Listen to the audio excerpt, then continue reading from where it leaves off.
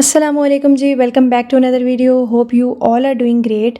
आज की वीडियो एक ऐसी प्रॉब्लम से रिलेटेड है जिसको एट अ टाइम मैंने ख़ुद काफ़ी फेस किया है और एक टाइम पे सीरम्स को परचेज़ करने के हवाले से मेरे जहन में सवालों का एक पलंदा होता था, like which type of serum should I purchase, और क्या ये मेरी स्किन के ऊपर सूट करेगा या नहीं करेगा, और ये रिजल्ट्स किस तरह के देगा। ये चीज़ मेरे लिए काफ़ी डिस्टर्बिंग रही है एक पॉइंट पे, जिसमें मैंने बहुत सारे ऐसे सीरम्स को भी परचेज़ किया है जो मेरी स्किन के ऊपर बिल्कुल सूट नहीं किए, और मैंने उनके ऊपर बस मुझे लगता है कि मैंने पैसे ही वेस्ट किए हैं उनको परचेज़ करके। और आई एम श्योर कि अभी भी बहुत सारे ऐसे लोग हैं जो अपनी स्किन के लिए जिस तरह का भी सीरम परचेज करना चाहते हैं, चाहे वो उसको अपनी स्किन के लिए एज अ ट्रीटमेंट सीरम या फिर अपने स्किन कंसर्न के लिए परचेज करना चाहते हैं, तो मेरी ही तरह उनके माइंड में भी इस तरह के बहुत सारे क्वेश्चन होंगे जिनका आंसर वो चाहते होंगे कि कोई हमें आंसर करे। So that's why this video is all about answering the most asked and viral question from Pakistani people about serums. So without further ado let's get into it. So question number 1 है आप लोगों का, जो कि बहुत commonly asked question है, जिसमें आप लोग पूछते हैं कि which Pakistani budget serum are worth buying under 2000। अच्छा, तो इस क्वेश्चन के लिए मैं आप लोगों को वही सजेशन दूंगी जो अब तक मैंने खुद सीरम्स यूज़ किए हैं या पर्सनली मुझे उनके रिजल्ट्स जो हैं वो काफ़ी अच्छे लगे हैं। तो अगर आप लोगों को अंडर 2000 कोई सीरम परचेज करना है तो सबसे पहले आप लोगों का स्किन कंसर्न क्या है आपको ये देखना होगा। अगर आप लोग ब्राइटनिंग सीरम परचेज करना चाहते हैं तो आप लोग एक्यूफिक्स का विटामिन सी सीरम परचेज कर सकते हैं। इसके अलावा ऑलिव नेचुरल्स का ग्लूटाथायोन सीरम, और अगर आप लोग ऑयली स्किन पर्सन है या फिर ऑयल को कंट्रोल करने के लिए कोई सीरम परचेज करना चाहते हैं तो फिर को नेचुरल्स का नायासिनामाइड इज बेस्ट, ठीक है। इसके अलावा मेंडेलिक एसिड सीरम जो जेनफॉर्म का सीरम है, ठीक है, इसको मैं प्रेफर करूंगी। और अगर आप लोगों की ड्राई या डल स्किन है फिर आपके लिए hyaluronic acid is best to use, और अगर इनमें आपको एक्सपेंसिव ऑप्शन चाहिए तो आप लॉरियल का यूज कर सकते हैं, जबकि चीप में मैं आपको बायो एक्वा का हाइलुरोनिक एसिड सजेस्ट करूंगी। और अगर आप लोगों को डलनेस को ट्रीट करने के लिए चाहिए तो ऑर्गेनिक ट्रैवलर्स का क्वेंच सीरम इज बेस्ट। मतलब I personally use this serum और it worked really well on my skin, लेकिन फिर भी मैं आपको यही सजेस्ट करूंगी कि कोई भी सीरम यूज करने से पहले आपने एक दफा उसका पैच टेस्ट लाजमी करना है, because it depend on your skin type. अच्छा, इसके अलावा अगर आप लोगों को भी ब्राइटनिंग के ऑप्शन चाहिए तो आप लोग भी ग्लूटाथायोन या विटामिन सी वगैरह यूज कर सकते हैं, but again focus on your skin concern. अच्छा, नेक्स्ट क्वेश्चन आता है जी कि can I use serum if I have sensitive और एक्नी प्रोन स्किन। तो yes, you can use serum if you have sensitive और एक्नी प्रोन स्किन, लेकिन इसमें आपको कुछ बातों का ख्याल रखना चाहिए। फॉर एग्जांपल, अगर आप लोगों की सेंसिटिव स्किन है तो आप कोशिश करें कि किसी भी सीरम को आप स्टार्ट करने से पहले लो कंसंट्रेशन से स्टार्ट करें। इसके अलावा आपने कोशिश करनी है कि एट अ टाइम आप एक ही एक्टिव इंग्रेडिएंट को यूज़ करें। फॉर एग्जाम्पल, अगर आप लोग फर्स्ट टाइम सीरम यूज़ कर रहे हैं या फिर अगर आप लोगों की सेंसिटिव स्किन है तो आपने दो तीन यानी कि salicylic acid, niacinamide, vitamin C, इन सबको इकट्ठे यूज़ नहीं करना, किसी एक इंग्रेडिएंट से स्टार्ट करना है। और आपने फ्रेगनेंस से अवॉइड करना है, मतलब स्टार्टिंग में आपने जितने भी अल्कोहल बेस्ड सीरम्स हैं जो कि एलर्जी कॉज करने का सबब बन सकते हैं उन सबको अवॉइड करना है। अच्छा, अल्कोहल भी 2 टाइप्स के होते हैं, एक वो जो जनरली हमारी स्किन के लिए सेफ कंसीडर किए जाते हैं, जबकि वो दूसरे वो होते हैं जिनके हमारी स्किन के ऊपर एलर्जी कॉज करने के चांसेस ज़्यादा होते हैं। और ये मैं आपको ऑलरेडी बता भी चुकी हूँ पहले भी अपनी बहुत सारी वीडियोज़ में, आप चाहें तो वो भी वॉच कर सकते हैं। बाकी इनकी डिटेल आपने थोड़ी सी खुद देख लेनी है, क्योंकि अगर मैं अभी इनको भी एक्सप्लेन करने लग जाऊँगी तो वीडियो काफ़ी लेंथी हो जाएगी। इसके अलावा अगर आप लोगों की एक्नी प्रोन स्किन है तो आप कोशिश करें कि अपनी स्किन के लिए वो सीरम परचेज ना करें जिसके स्किन के ऊपर पर्जिंग कॉज करने के चांसेस जो है वो ज़्यादा हों, और उसको जेंटली लो कंसंट्रेशन के साथ स्टार्ट करें। और आप लोगों को मैं यही मोस्टली रिकमेंड करूंगी कि आप लोग सैलिसिलिक एसिड, नायासिनामाइड या फिर मेंडेलिक एसिड सीरम को यूज़ करें, क्योंकि ये आपकी स्किन के लिए अच्छे हैं। थर्ड मोस्ट आस्क्ड क्वेश्चन जो आप लोगों की तरफ से आता है वो है what is the right age to start using serums. इसमें टू बी वेरी ऑनेस्ट यार, एज मैटर नहीं करती किसी भी सीरम को यूज़ करने से पहले, बस आपने अपने स्किन कंसर्न के ऊपर फोकस करना होता है, एज मैटर नहीं करती। लेकिन मैं आपको अपने एक्सपीरियंस से यही सजेस्ट करूंगी कि काइंडली अपनी टीन एज में, जो पीक की टीन एज होती है, फॉर एग्जाम्पल 15 से पहले आपको कोई भी चीज़ यूज़ करने की ज़रूरत नहीं है, क्योंकि उस टाइम पे हमारी बिल्कुल बेबी स्किन होती है और अगर हम इन केमिकल्स को अवॉइड ही करें तो बहुत बेहतर है। तो 15 से 19 तक के टीनेजर्स को मैं यही रिकमेंड करूंगी कि आप लोगों ने एंटी एजिंग सीरम तो यूज़ करने नहीं है, हाइड्रेटिंग सीरम्स के ऊपर फोकस करें जिसमें hyaluronic acid is the best option, और उसको भी आपने बहुत जेंटली और लो कंसंट्रेशन से स्टार्ट करना है। नेक्स्ट क्वेश्चन है जी, how to layer serums correctly for maximum glow. अच्छा, I think this is one of the most important question जो कि बहुत से लोगों को नहीं पता, और ये बहुत ही बेसिक सी बात है। हम लोग हमेशा जब भी स्किन केयर करते हैं तो हम लोग थिन से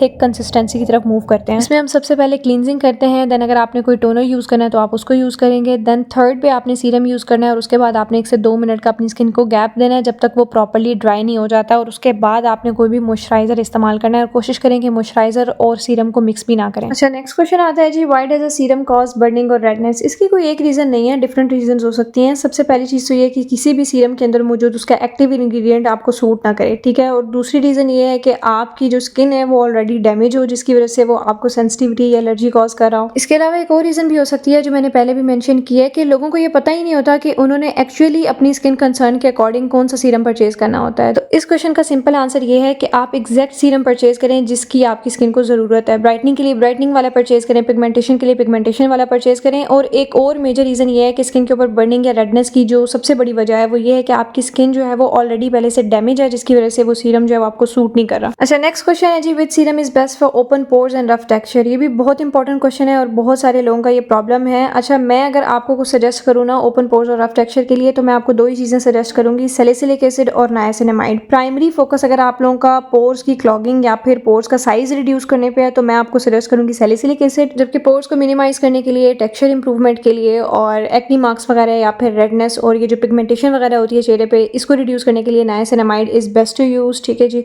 नेक्स्ट क्वेश्चन है जी, can I use serum without sunscreen? No, not at all. कभी भी आपने डे टाइम में सनस्क्रीन को स्किप नहीं करना। फिर आपकी अगर स्किन के ऊपर सनबर्न या हाइपर पिगमेंटेशन या स्किन डैमेज का इशू हो जाता है तो फिर आप लोगों को उसी की ट्रीटमेंट के लिए सीरम्स की जरूरत होती है। तो काइंडली डे टाइम में SPF को आपने स्किप बिल्कुल नहीं करना। अगला सवाल है जी, how to store vitamin C serum in hot weather. अच्छा, ये भी बहुत इंपॉर्टेंट क्वेश्चन है और इससे रिलेटेड एक और बहुत इंपॉर्टेंट पॉइंट मेरे जहन में आया है जो मैंने आपके साथ शेयर कर दूँ तो बहुत बेहतर है, आपकी बहुत ज़्यादा हेल्प हो जाएगी। कि अगर आप लोग विटामिन C किसी भी कंपनी का परचेज कर रहे हैं और वो टिंटेड बॉटल में नहीं है तो उस विटामिन C सीरम का कोई फायदा नहीं है, क्योंकि विटामिन C जब भी एयर या ऑक्सीजन से इंटरेक्ट करता है तो उसका इफेक्ट बिल्कुल खत्म हो जाता है और उसके रिजल्ट्स बिल्कुल जीरो के बराबर हो जाते हैं। और ये जो आपका सवाल है कि आपने इसको हॉट वेदर में स्टोर कैसे करना है, तो refrigerator is the best place. ठीक है, आप उसको फ्रिज में रखें और फ्रिज में रख के जब भी आपने यूज़ करना है आप उसे निकाल के यूज़ करें।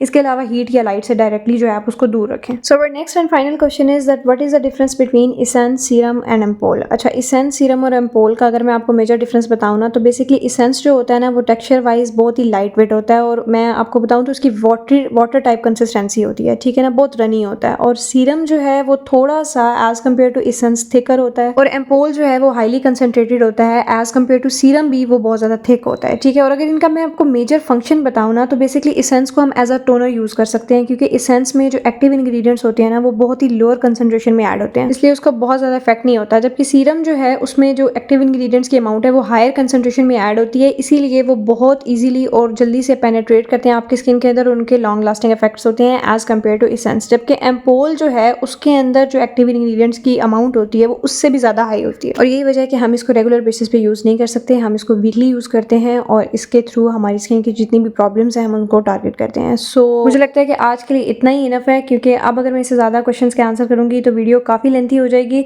तो मैं उम्मीद करती हूँ कि मेरी आज की वीडियो आप लोगों के लिए किसी हद तक इन्फॉर्मेटिव साबित हुई होगी। बट स्टिल अगर आपका इनसे रिलेटेड, स्किन केयर से रिलेटेड कोई भी कंसर्न है या कोई क्वेश्चन है तो आप उसको कमेंट सेक्शन में शेयर कर सकते हैं। मैं इंशाल्लाह पूरी कोशिश करूँगी रिप्लाई करने की, और अगर बहुत ज़्यादा क्वेश्चन हुए तो फिर मैं एक अलग से वीडियो भी बना दूंगी। सो मिलते हैं जी नेक्स्ट वीडियो में किसी नई इन्फॉर्मेटिव टॉपिक के साथ। टिल देन, अल्लाह हाफिज़।